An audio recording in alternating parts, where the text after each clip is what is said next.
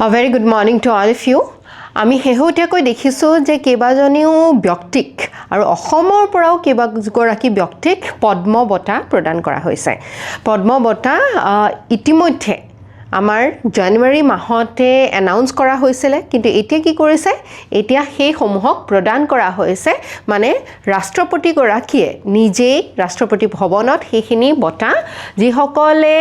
এই বঁটা প্ৰাপক হয় তেওঁলোকক এই বঁটা প্ৰদান কৰিছে। ওকে, তাৰ বিষয়ে আজি আমি আলোচনা কৰিম। তাৰ আগতে যিসকলে এই ক্লাছটোৰ PDF বিচাৰে তেওঁলোকে আমাৰ টেলিগ্ৰাম চেনেলৰ এই স্ক্যান কোডটোত স্ক্যান কৰি ল'ব পাৰিব। সো আমি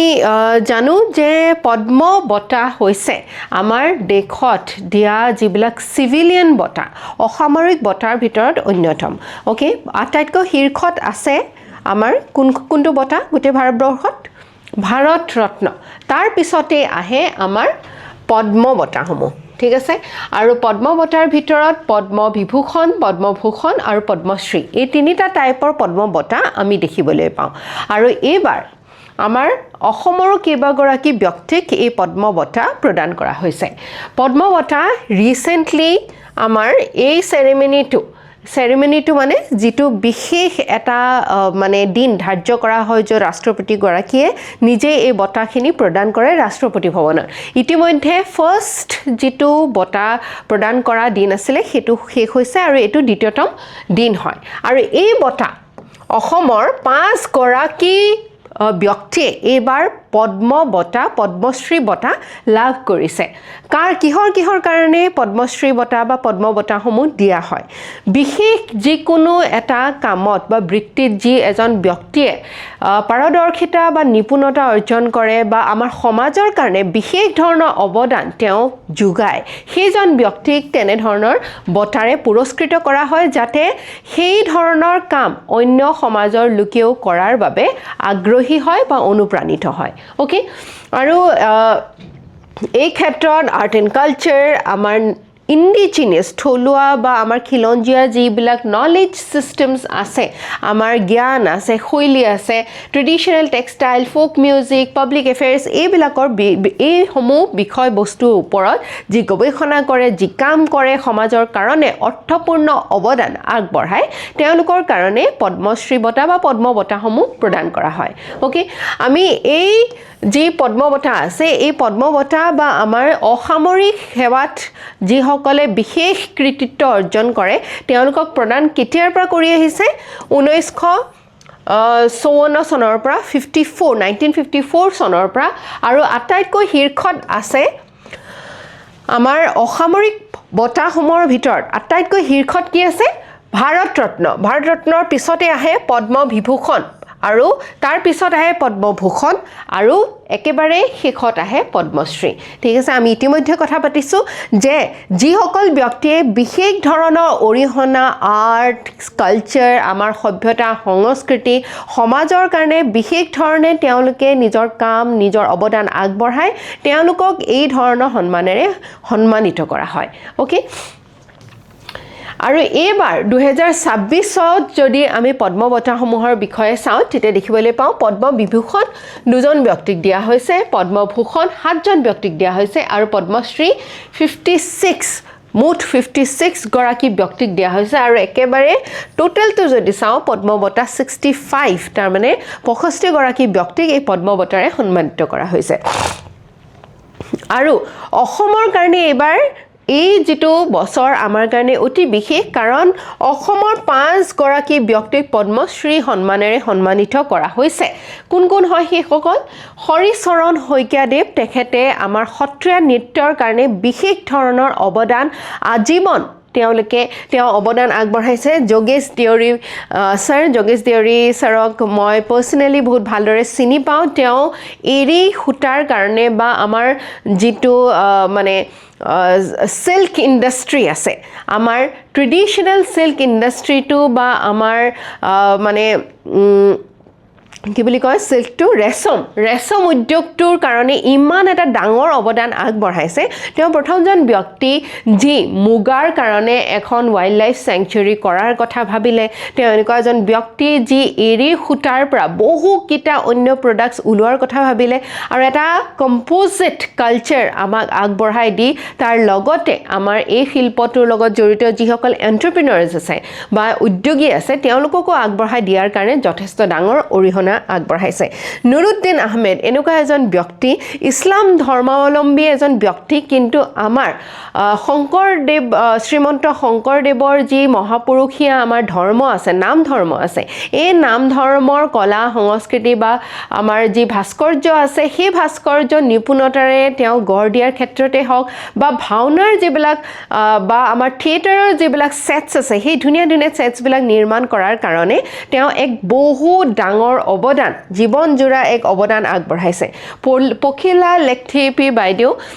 লেখথিপি বাইদেউ আমাৰ কাৰ্বি ভাষাৰ এগৰাকী ফোক ছিংগাৰ হয় যি ধুনীয়া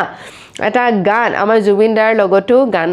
মানে গাইছে পখিলা লেখথিপি বাইদেউক তেখেতৰ ফোক ট্ৰেডিশ্যনছৰ কাৰণে গায়ন শৈলীৰ কাৰণে এই পুৰস্কাৰ প্ৰদান কৰা হৈছে তাৰ লগতে কবীন্দ্ৰপুৰ কায়স্থ তেওঁ পাব্লিক লাইফত যি বা আমাৰ সমাজ জীৱনত যি অৱদান আগবঢ়াইছে তেওঁক সেই তাৰ বাবে এই বঁটা প্ৰদান কৰা হৈছে ওকে আমি হৰিচৰণ শইকীয়াদেৱৰ কথা পাতিলোঁ তেওঁ বৰ্তমান বয়স 96 এনেকুৱা এটা বয়সতো তেওঁ আজিৰ দিনতো সত্ৰীয়াৰ কাৰণে অৱদান আগবঢ়াই আছে এনেকুৱা এজন ব্যক্তি যি সত্ৰীয়া প্ৰথম অৱস্থাত আমি জানো যে সত্ৰসমূহৰ ভিতৰত আবদ্ধ হৈ আছিলে আৰু কেৱল ভকতসকলে বা মেল বা পুৰুষসকলেহে এই সত্ৰীয়া নৃত্য কৰিবলৈ বা পাৰফৰ্ম কৰাৰ অনুমতি লাভ কৰিছিলে এইজন ব্যক্তি এনে এজন মানে পুৰুধা ব্যক্তি তেখেতে সত্ৰীয়া নৃত্যটো আমাৰ সমাজলৈ বা মঞ্চলৈ লৈ অনা ব্যক্তিজনেই হৈছে মানে হৰিচৰণ শইকীয়াদেৱ তেওঁই কেৱল নহয় আৰু বহু কেইজন গুৰু ব্যক্তি আছে যি এই সত্ৰীয়া নৃত্যটোৰ কাৰণে অৱদান আগবঢ়াইছে কিন্তু হৰিচৰণ শইকীয়াদেৱো এগৰাকী অন্যতম যি মঞ্চলৈ লৈ আহিলে যি আমাৰ মহিলাৰ মাজত সত্ৰীয়া নৃত্যটো পপুলাৰ কৰিলে ওকে ঠিক তেনেকৈ যোগেশ দেউৰী ছাৰৰ কথা আমি আলোচনা কৰিলোঁ নুৰুদ্দিন আহমেদ ডাঙৰীয়াৰ কথা আলোচনা কৰিলোঁ পখিলা লেখথিপি বাইদেউৰ কথা আলোচনা কৰিলোঁ তাৰ লগতে কবীন্দ্ৰপুৰ কায়স্থদেৱক পষ্টহুমাছলি মানে মৃত্যুৰ পিছত এই বঁটা প্ৰদান কৰা কথা আমি আলোচনা কৰিলোঁ তাৰ উপৰিও নৰ্থ ইষ্টৰ আমাৰ উত্তৰ পূৰ্বাঞ্চলৰ অন্য কেইবাগৰাকী ব্যক্তিকো এই সন্মানেৰে সন্মানিত কৰা হৈছে যেনেকৈ য়ুমনাম যাত্ৰা সিং মণিপুৰৰ হেলি ৱাৰ মেঘালয় তেচি গুবিন তেখেত হৈছে অৰুণাচল প্ৰদেশৰ চাংয়ুংচাং টংগেনেৰ তেখেত হৈছে নাগালেণ্ডৰ আৰু নৰেশ চন্দ্ৰ দেৱবৰ্মা তেখেত হৈছে ত্ৰিপুৰাৰ এইকেইজন ব্যক্তিক এই সন্মানেৰে সন্মানিত কৰা হৈছে তাৰ উপৰিও আমি দেখিছোঁ বিজয় অমৃতৰাজ ৰোহিত শৰ্মা মম্মুথি ওকে এই বহু কেইজন ব্যক্তিক আমি অন্য ব্যক্তিকো এই সন্মানেৰে সন্মানিত কৰা হৈছে তাৰে ভিতৰত এগৰাকী ব্যক্তিৰ নাম ল'ব লাগিব সেয়া হৈছে পদ্ম বঁটা এইবাৰ যি লাভ কৰিছে সেয়া হৈছে অলকা য়াগনিক ডাঙৰীয়ানী তেখেতে ইমান ধুনীয়া কিমান হাজাৰটা গান গাইছে কিন্তু এই অৱস্থাত আজি যেতিয়া এই অনুষ্ঠানটি হ'ল তেখেতে যেতিয়া এই এৱাৰ্ডটো ল'বলৈ গৈছে তেখেতে এটা কাণে শুনিব নোৱাৰা এটা বেমাৰত আক্ৰান্ত হৈ এই এৱাৰ্ড ল'বলগীয়া হৈছে চ' আমাৰ কাৰণে অতি দুখজনক কথা তথাপিও এই সন্মানেৰে সন্মানিত কৰাৰ কাৰণে আমি গৌৰৱ অনুভৱ কৰিছোঁ চ' এটা মেইনছৰ প্ৰশ্ন তোমালোকে লিখিবা সেইটো হৈছে discuss the role of cultural recognition mechanism such as national awards in preserving India's intangible cultural heritage আমাৰ যিবিলাক পুৰস্কাৰ বা এনেধৰণৰ যি সন্মান আছে এই সন্মানেৰে বিভূষিত কৰিলে বা কৰাৰ এই যি কাৰ্যসূচী থাকে ই কেনেধৰণে আমাৰ যি ভাৰতৰ ইনটেঞ্জিবল মানে কালচাৰ আছে বা সভ্যতা সংস্কৃতি আছে এইসমূহক আমি ধৰি ৰখাত কেনেধৰণে অৱদান আগবঢ়ায় ইলাষ্ট্ৰেট ইয়ৰ এনচাৰ উইথ সুটেবল এক্সাম্পল তোমাৰ উত্তৰটোত ভাল সুন্দৰ উদাহৰণেৰে এই উত্তৰটো উপস্থাপন কৰা অ'কে নেক্সট হৈছে ত্ৰিপুৰাৰ এটা বিশেষ বাদ্যযন্ত্ৰক এইবাৰ GI টেগ প্ৰদান কৰিছে ত্ৰিপুৰাৰ চাৰিন্দা বুলি এটা আমাৰ বাদ্যযন্ত্ৰ আছে এটো হৈছে ত্ৰিপুৰাৰ খিলঞ্জীয়া লোকৰ এটা থলুৱা লোকবাদ্য এই লোকবাদ্যটোক এবাৰ GI টেগ প্ৰদান কৰা হৈছে GI টেগ মানে আমি কি জানো GI টেগৰ এখন আমাৰ আইনো আছে সেই আইনৰ জৰিয়তে GI টেগ প্ৰদান কৰা হয় আৰু এই GI টেগটোৱে আমাৰ যিকোনো কলা সংস্কৃতিৰ লগত জড়িত যিকোনো বস্তু আমি সংৰক্ষণ কৰাত যথেষ্ট সহায় কৰে এইটো হৈছে সাৰিন্দা এইটো হৈছে ত্ৰিপুৰাৰ এক থলুৱা বাদ্যযন্ত্ৰ ওকে এইটো এটা ষ্ট্ৰিং ইনষ্ট্ৰুমেন্ট হয় যেনেকৈ আমাৰ গিটাৰখন এখন ষ্ট্ৰিং ইনষ্ট্ৰুমেন্ট হয় ষ্ট্ৰিংছ বিলাক থাকে সেই ষ্ট্ৰিংছ বিলাক বজাই পেলাই আমি সুৰ তুলো ঠিক তেনেকৈ এইটো এটা ষ্ট্ৰিং মিউজিকেল ইনষ্ট্ৰুমেন্ট হয় আৰু এবাৰ GI টেগত ৰেজিষ্ট্ৰেচন লাভ কৰিছে আৰু এই ৰিকগনিশ্যনটোৱে আমাৰ ইণ্ডিজিনাছ যিবিলাক আৰ্ট ক্ৰাফট আছে সেইখিনি সংৰক্ষণ কৰাত সহায় কৰিছে আৰু বিশেষকৈ ট্ৰাইবেল যিটো আমাৰ জনগোষ্ঠীয় যি সভ্যতা সংস্কৃতি আছে এইসমূহক ধৰি ৰখাত ওকে সো সাৰিন্দাটো আমি কি হয় বুজি পালো ইতিমধ্যে আমি ইয়াৰ এটা কিছুমান বিশেষত্ব আছে যেনেকৈ ইয়াৰ বডিটো ইয়াৰ গাটোক বনোৱা হয় কাঠেৰে আৰু হলো ৰেজনেটিং চেম্বাৰ এটা থাকে ভিতৰত অকন ফুফুলা নিচিনা থাকে যাতে সেই সুৰটো বা সেই শব্দটো আমি মানে তাৰ পৰা উঠি আহে ষ্ট্ৰিংছ বিলাক যিবিলাক থাকে সেইখিনি কিন্তু এডাল বো মানে এডাল ধনুৰ নিচিনা আকাৰৰ এটা বস্তু দি পেলাই বজোৱা হয় ওকে সো এই বস্তুটো আমি এই যেটো বাদ্যযন্ত্ৰ আছে এই বাদ্যযন্ত্ৰটো ত্ৰিপুৰা যিবিলাক আমাৰ ফোক সংস আছে বা থলুৱা বা গীত মাত আছে সেই গীত মাত বিলাকক বা লোকগীত মাত বিলাকত দেখিবলৈ পোৱা যায় ষ্টৰী টেলিং কেতিয়াবা সাধু কথা বা লোককথা ক'লে মানে এই ইনষ্ট্ৰুমেন্টটো ব্যৱহাৰ কৰা হয় আৰু কমিউনিটি ৰিচুৱেলছ সমূহীয়াভাৱে কিবা পাতিলেও এই বাদ্যযন্ত্ৰটো ব্যৱহাৰ হোৱা দেখিবলৈ পোৱা যায় এটা জেনেৰেশ্যন এটা পিৰিয়ডৰ পৰা আনটো পিৰিয়ডলৈকে এই যেটো ইনষ্ট্ৰুমেন্ট আছে এই ইনষ্ট্ৰুমেন্টটো আমাক ত্ৰিপুৰাত চলি আহিছে GI টেগৰ কথা আমি ইতিমধ্যে বহুবাৰ কথা পাতিছো এটো এটা এখন আইন আছে আমাৰ geographical indications of goods registration act 1999 এই আইনৰ অধীনত এই এটা বিশেষ মানে সিন হিচাপে GI টেগ প্ৰদান কৰা হয় যিকোনো এটা বস্তুৰ কোৱালিটি ৰেপুটেশন আৰু বিশেষত্বৰ লগত জড়িত যদি কিছু বিশেষ আমি বিশেষত্ব বিচাৰি পাওঁ কিছুমান বস্তুৰ ওপৰত তেতিয়া সেই বিশেষত্ব যদি সেই জিওগ্ৰাফিক্যাল বা সেই অঞ্চল ভিত্তিক হয় আৰু সেই বিশেষত্ব যদি আমি বেলেগ জায়গাত দেখিবলৈ নাপাওঁ আৰু সমূহীয়াকৈ যদি এটা নলেজ এটা এখিনি জ্ঞান আৰু ইয়াৰ লগত জড়িত হৈ থাকে তেনেহলে এই বস্তুখিনি বিশেষভাৱে ইকোনমিক বেনিফিটস কালচাৰেল বেনিফিটস আৰু সোশ্যাল বেনিফিটসৰ কাৰণে এই টেগ প্ৰদান কৰা হয় আমি ইতিমধ্যে দেখিছো আমাৰ অসমৰ কিবাটাও বস্তু বা সামগ্ৰীক ইতিমধ্যে GI টেগ প্ৰদান কৰা হৈছে কিন্তু ত্ৰিপুৰাৰ অন্য GI টেগ পোৱা সামগ্ৰীসমূহ কি হয় ত্ৰিপুৰাৰ কুইন পাইনএপল এগ্ৰিকালচাৰাল সেক্টৰত বা আমাৰ কৃষি খণ্ডত বিশেষ পাইনএপল বা আনাৰস মাটি কঁঠালে তেওঁলোকৰ GI টেগ পাইছে ত্ৰিপুৰাৰ ৰিসা এটা টেক্সটাইল হয় বন শৈলীৰ কাৰণে এই মানে GI টেগটো প্ৰদান কৰিছে ঠিক তেনেকৈ ৰিগনাই অন্য এটা টেক্সটাইল হয় কাপোৰ হয় তাৰ লগতে এবাৰ ত্ৰিপুৰাৰ সাৰিন্দা বা musical bowed string musical instrument যেটো এটা বাউ লৈ পেলাই বজোৱা হয় হেতুকো এবাৰ দিয়া হৈছে সো আমাৰ যিবিলাক ইন্ডিজিনাছ কমিউনিটিজ আছে থলুৱা আমাৰ যিবিলাক মানে কমিউনিটিজ বা জনগোষ্ঠী আছে যেনেকৈ ত্ৰিপুৰাৰ ত্ৰিপুৰী দেৱ বৰ্মা ইত্যাদি এই ট্ৰাইবেল জনগোষ্ঠীসমূহৰ যেটো আইডেন্টিটি আছে পৰিচয় আছে স্বীকৃতি আছে তেওঁলোকৰ এই পৰিচয়টো ধৰি ৰখাত কমিউনিটি বন্ডিং আৰু তেওঁলোকৰ যিবিলাক ট্ৰেডিশনছ আছে কলা সংস্কৃতি ইত্যাদি আছে এইখিনি ধৰি ৰখাত GI টেগছে যথেষ্ট সহায় আমাক প্ৰদান কৰে ওকে ঠিক তেনেকৈ যদি আমি ট্ৰেডিশনাল ইনষ্ট্ৰুমেন্ট আমাৰ অসমৰ চাওঁ তেনেহলে দেখো যে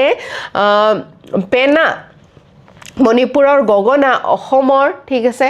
আৰু ঠিক তেনেকৈ ৰাৱনাথ হাথা ৰাজস্থানৰ সন্তুৰ কাশ্মীৰৰ এইবিলাক বাদ্যযন্ত্ৰক GI টেগ প্ৰদান কৰা হৈছে অন্যটো আমি বহু কথা জানোৱে যে মুগাৰ যেটো ৰেচম আছে হেতুকো GI টেগ প্ৰদান কৰা হৈছে অসমৰ কাজি নেমু লেচু বুকা চাউল ইত্যাদি বহুখিনি বস্তু দিয়া হৈছে ওকে সো ইয়াৰে এটা UPSC previous questions আহিছিলে এটো আমি আগতেও কৰিছো যে GI টেগ ইয়াৰ ভিতৰত কিহৰ ওপৰত দিয়া হৈছে বনাৰসৰ ব্ৰকেট শাড়ী ৰাজস্থানী দাল বাটি চুৰমা তিৰুপতি লাড্ডু দাল বাটি চুৰমাটোক দিয়া হোৱা নাই বাকি এই ফাৰ্স্ট আৰু থাৰ্ড টুক দিয়া হৈছে ওকে সো আমাৰ ইয়াৰ ওপৰত এটা প্ৰশ্ন সুধিছে যে discuss the significance of preserving traditional art forms folk music indigenous instruments আমাৰ যেবিলাক ট্ৰেডিশনাল কালচাৰ আছে ইয়া সংৰক্ষণ কৰা গুৰুত্বপূৰ্ণ বা বিশেষ কি কাৰণ আছে বা সিগনিফিকেন্স কি আছে হাউ can ইনস্ট্ৰুমেন্টস such as Tripura Sarinda contribute to cultural preservation and local economic development ত্ৰিপুৰাৰ সাৰিন্দাক যে এই GI টেগ প্ৰদান কৰা হৈছে ই আমাৰ থলুৱা যি মানে ইকোনমি আছে ইকোনমিক ডেভেলপমেন্ট আছে বা অৰ্থনীতি আছে বা আমাৰ সংস্কৃতি সংৰক্ষণৰ ক্ষেত্ৰত কেনে ধৰণে অৰিহণা যোগায় okay and with a very beautiful quote we are going to end this class and this quote goes like if you believe it will work out